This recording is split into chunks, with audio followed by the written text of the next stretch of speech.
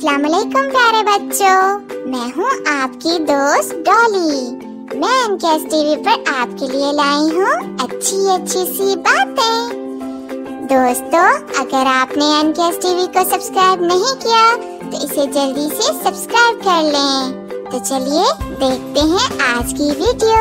दोस्तों, आज हम जानेंगे कि मोबाइल या कंप्यूटर इस्तेमाल करते वक्त हम किन बातों का ख्याल रखें।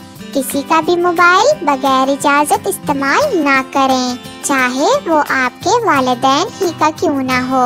अब्बू के मोबाइल पर गेम्स खेलते हुए SMS या दूसरे ऑप्शन ना खोलें। कंप्यूटर के इस्तेमाल के लिए कोई एक वक्त मुकर्रर कर लें, क्योंकि कंप्यूटर पर हर वक्त बैठे रहना आपकी सेहत के लिए अच्छा नहीं। कंप्यूटर ऐसी जगह रखें जहां आपके वालिदैन और भाइयों का भी गुज़र हो।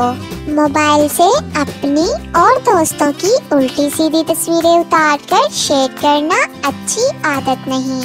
मोबाइल या कंप्यूटर पर गानों की बजाय नज़्में या तलावत सुनने की आदत डालें। छोटे बच्चे इंटरनेट हमेशा अब्बू या बड़े भाई की मदद से इस्तेमाल करें। उन्हें कभी खुद से इंटरनेट इस्तेमाल नहीं करना चाहिए।